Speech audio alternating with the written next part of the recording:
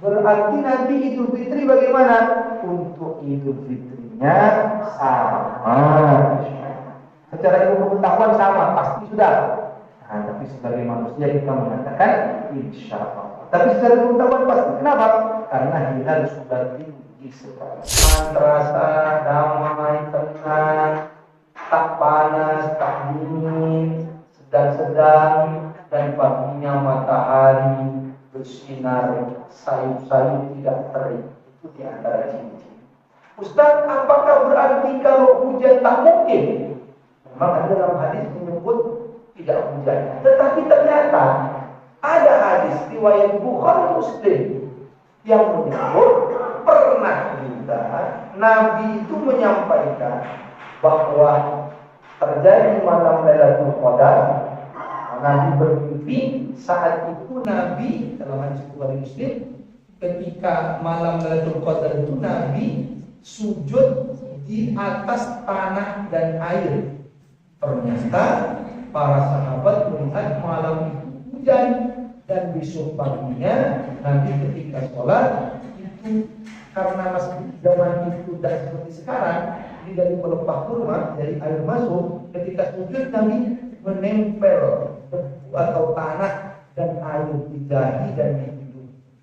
Sehingga kata para sahabat, benar mimpinya itu ketika di malam yang disebut dengan Lailatul Qadar. Jadi pernah juga terjadi.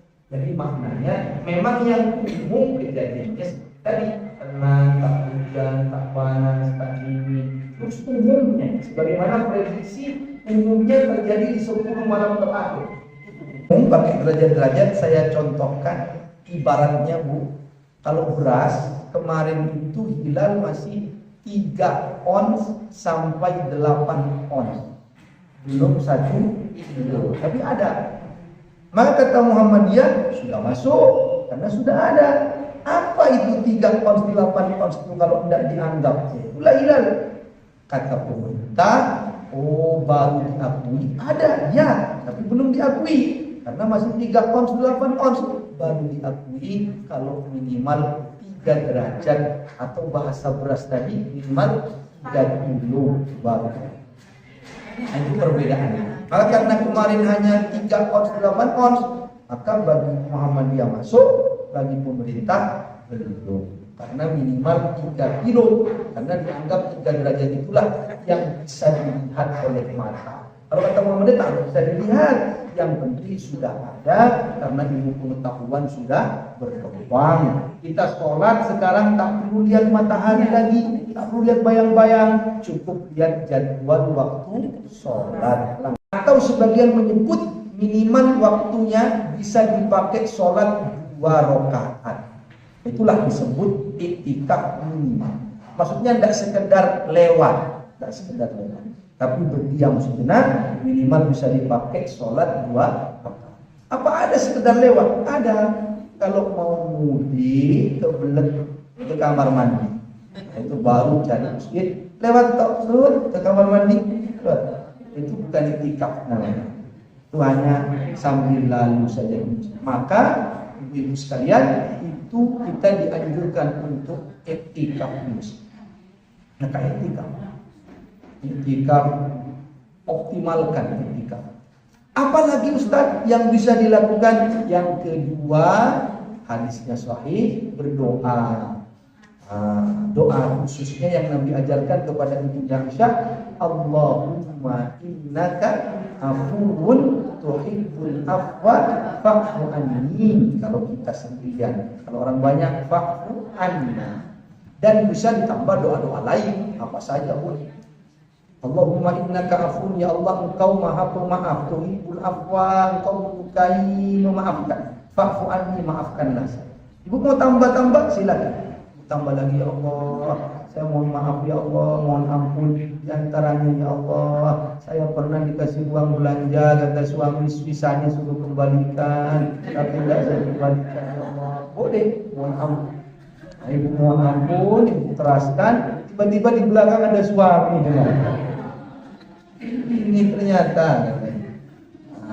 Maka perbanyak doa, perbanyak mohon ampun, bertaubat kepada Allah. Yang ketiga, hidupkan malam-malam itu dengan sholat atau ibadah lainnya. Karena kata Nabi, man qama lailatul qadri, siapa yang sholat di malam lailatul qadar imanan wa ihtisaban, dengan iman dan mengharap keridhaan Allah, ghufira lahu ma taqaddama min dzambi, diampuni dosa-dosanya yang telah lalu. Maka Nabi itu kalau sudah masuk 10 terakhir, maka Nabi itu syadda mizarahu, mengencangkan sarungnya, mengencangkan celananya, tak berhubungan dengan istrinya. Dan setelah itu wa ahya lailahu, menghidupkan malamnya. Ahya itu hidup. Jadi malam tapi hidup. Padahal kalau malam biasanya kan kita tidur, disebut dengan bismillahumma ahya wa bismika amut. Amut itu mati, tidur maksudnya. Ini ahya lailahu, menghidupkan malam, alias begadang. Ustaz katanya begadang jangan begadang Ustaz. Oh enggak, dalam begadang boleh saja kalau ada perlunya. Rawahu Romati Rahmah. Jadi boleh. Jadi perbanyak baca Quran, sholat malam, berdoa. Ini 3 yang secara khusus terkait mempersiapkan Lailatul Qadar. Selebihnya perbanyak ibadah-ibadah lain, perbanyak ibadah-ibadah. Terakhir Bu, saya ingin menyemangati kita semua, sahabat-sahabat Nabi luar biasa dalam menghidupkan Ramadan. Luar biasa. Di luar Ramadan saja mereka itu sudah kadang ibadahnya itu sampai over, berlebih sampai ditegur oleh Nabi. Itu sahabat-sahabat Nabi. Contoh kita tahu, ada namanya Abdullah bin Amr bin As. Ini Bu, bapaknya itu menanyakan kepada menantunya, di mana suamimu itu? Kata menantunya, suamiku kurang baik ya. Nah, dia itu kalau pagi puasa, kalau malam baca Quran, satu malam khatam 1 kali. Maka tak pernah maaf-maaf mendekati istri. Ditegur oleh ayahnya, jangan begitu, Allah punya hak kepadamu, keluargamu punya hak, badanmu juga punya hak. Dibawa kepada Nabi mengingatkan, betul, tak boleh berlebihan. Ini Bu, saya ingin memotret betapa sungguh-sungguhnya sahabat-sahabat. Sampai kelebihan, itu di bulan Ramadan. Hatam sekali semalam. Bulan Ramadan, saking senengnya beribadah. Ada namanya Bu, sahabat Nabi namanya Abu Darda. Abu Darda ini dipersaudarakan dengan namanya Salman. Dipersaudarakan oleh Nabi. Ketika itu Salman datang ke rumahnya Abu Darda, ketemu istrinya lusuh, tidak rapi lah. Ditanya oleh Salman, kamu kenapa kok lusuh begitu? Kemana Abu Darda? Kata istrinya, Abu Darda itu kalau pagi puasa terus, kalau malam sholat terus, dia sudah tidak ada hajat lagi kepada dunia, kata istri. Ditegurlah kemudian oleh sahabatnya ini Abu Darda. Ketika pulang, Abu Darda diajak makan. Ayo makan dulu. Kata dia, saya puasa. Saya tidak akan makan kalau kamu tidak makan. Akhirnya dibatalkan karena ini puasa sunnah. Maka sunnah boleh dibatalkan. Tapi kalau ibu nyaman dengan, tak harus dibatalkan. Kalau nyaman dengan yang undang, tidak usah dibatalkan. Berarti Ustaz boleh batal? Boleh. Boleh juga tidak batal? Boleh. Kalau kira-kira sama-sama paham yang undang, tidak usah batal. Oh itu ukurannya. Ya diantaranya. Kalau saya ukurannya Ustaz, saya batalkan itu tergantung menunya apa Ustaz. Udah makan di bu ini, belum tentu saya batalkan. Saya lihat dulu. Kalau sate gulai batal sudah. Oke. Kalau hanya pecel kuat saya Ustaz. Kalau cuma pecel. Nah, maka kalau sunnah intinya dipasrahkan kepada ibu. Maka dia pun makan. Lalu kemudian malamnya dibarengi tidur. Ini semangatnya sahabat. Tidur oleh Salman dan Abu Dhar. Abu Dhar itu baru tidur sebentar sudah mau bangun, mau sholat. Kata Salman, jangan dulu, nanti. Lalu mau bangun pertengahan malam, jangan dulu, ini hadis Bukhari Muslim, jangan dulu nanti. Lalu bangun akhirnya sepertiga malam terakhir, lalu mereka pun sholat berjamaah bersama. Lalu kemudian dikatakan kepada Abu Darda, Allah punya hak padamu, keluargamu punya hak, anak-anakmu punya hak, istrimu punya hak. Coba melihat semangatnya. Mau bangun, mau sholat sampai tidur dulu, saking semangatnya itu. Mau bangun lagi, tidur dulu, belum waktu. Itu sahabat Nabi. Kalau kita kira-kira kebalikannya, suruh bangun bolak-balik, tidak mau bangun. Itu kalau kita. Ada 3 sahabat Nabi nanya kepada istri Nabi, bagaimana Nabi Muhammad ibadahnya? Begini. Lalu kata dia, minder. Fa'aina nahnu min Rasulillah, di mana posisi kami dibanding Nabi? Maka yang satu berjanji tidak akan menikah karena takut menikah mengganggu ibadahnya. Yang satu berjanji akan sholat, tidak tidur. Yang satu berjanji akan puasa, tidak mau berbuka, terus puasa sekuatnya. Nabi mendengar, Nabi katakan, jangan. Ana asumu wa ana uftir, aku puasa, aku juga berbuka. Ana usolli wa ana arqud, aku sholat juga aku tidur. Wa ana atazawwaju nisa, aku juga menikah dengan wanita. Jangan berlebihan. Tapi apa yang saya ingin ambil Bu, semangatnya itu loh Bu. Diceritakan Nabi luar biasa, mereka mengatakan di mana kami posisinya dibanding Nabi, tertinggal jauh bahwa kami akan begini. Walaupun akhirnya berlebihan tak boleh, tapi semangatnya. Coba kita Bu, ibaratnya kita diceritakan Nabi itu kalau sholat bengkak kakinya, kalau sedekah luar biasa kayak tidak takut miskin, kalau ibadahnya luar biasa.